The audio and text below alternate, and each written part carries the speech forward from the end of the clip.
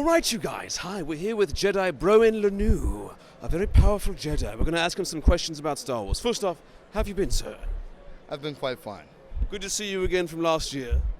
Oh, it's been awesome. I loved it last time, and I guarantee I think I'll love it even more this time. Saw a lot of very cool costumes, so. Fantastic. For you guys that don't know, this is Lando from last year. I'm sure most of you guys remember him. We were looking for him. I was looking for you as Lando, but we found you. All right, question one. Who is your favorite character in Star Wars and why? I would actually have to say I have two. Darth Maul because he's the most powerful Sith, and I would have to say Qui-Gon Jinn because he was one that was more rogue of a Jedi. He didn't listen to the Jedi as a rule. He listened to the Force itself. He was sort of his own man.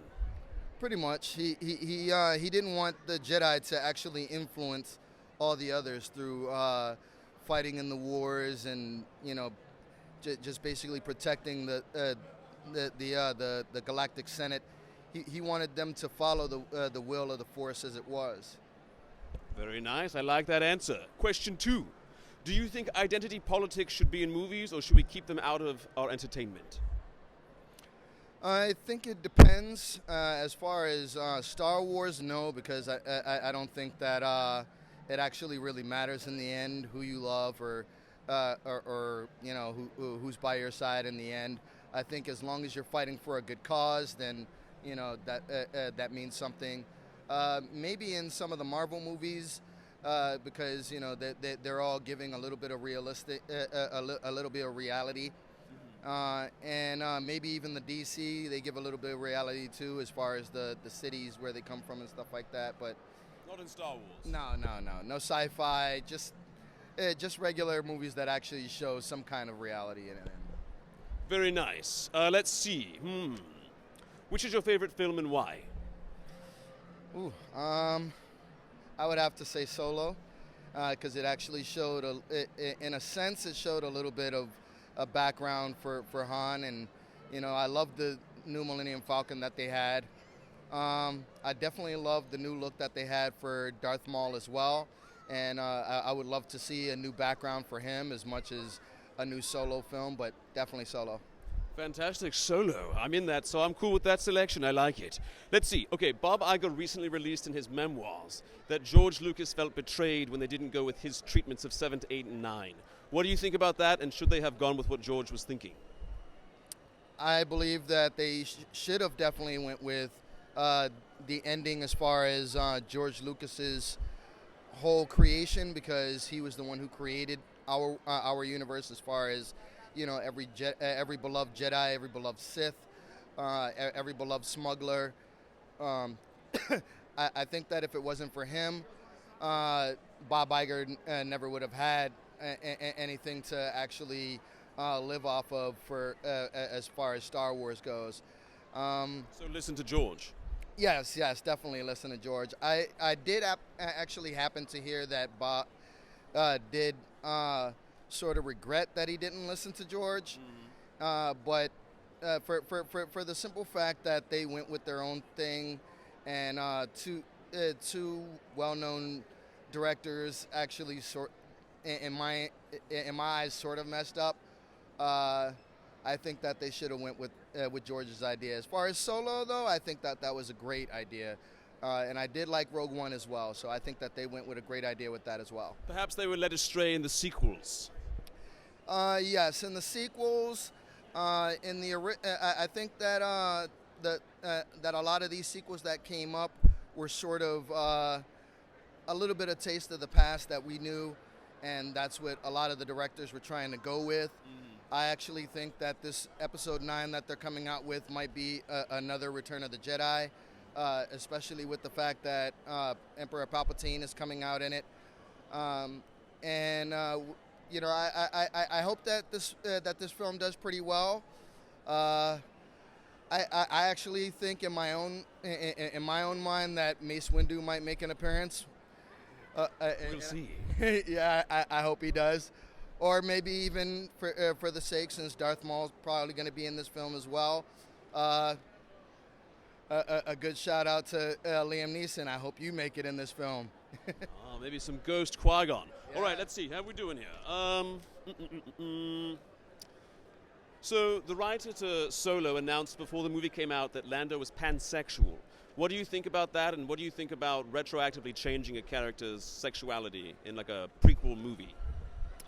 I think that they misunderstood what kind of person that Lando was, in the sense that that Billy D. Williams had already played a sort of a sort of pimp role before he played Lando, and then he brought that taste to this.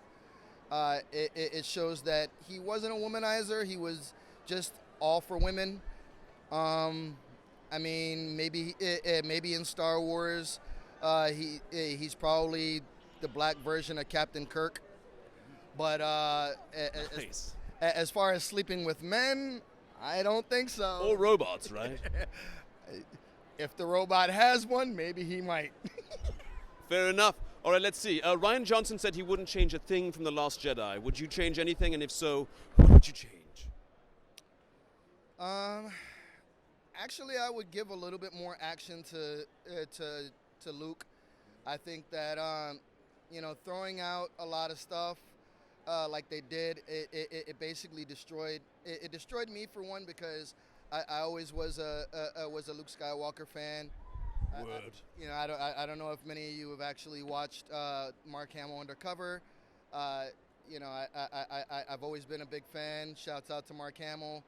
Love you, big guy. I just think that they should have gave more action to him, more opening backstory to Rey, Finn, and Poe and Rose. And I also think that they should have, for the gambling scene or whatever, where the space horses or whatever they were, Favier. I think that they should have had Lando Calrissian make a big opening scene in that, a cameo at least. It would have been pretty cool for that. Very nice, very nice. Let me see here. So why do you think it is that in George Lucas's Star Wars you have to train for years and years to be able to master the Force, but in the Disney version you can do it in like 24 hours? Why do you think there's that distinction? I believe that because of the simple fact that Disney doesn't know anything about Star Wars, doesn't know anything about how lightsabers work. They don't know how much training actually goes into being a martial artist for one. It takes a lot of meditation. It takes a lot to be a martial artist. Me speaking from my own personal experiences as a martial arts instructor and as a Jedi. As a Jedi too.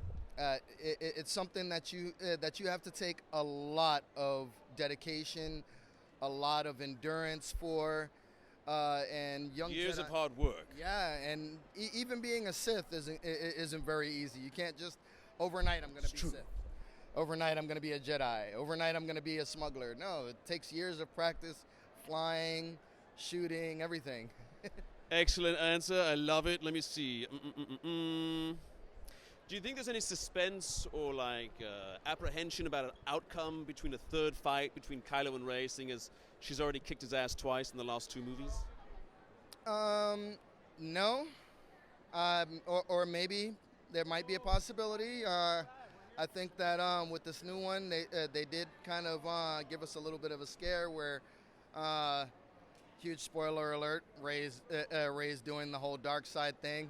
I hope she doesn't. She's kind of a cutie, so shouts out to you, Daisy, as well.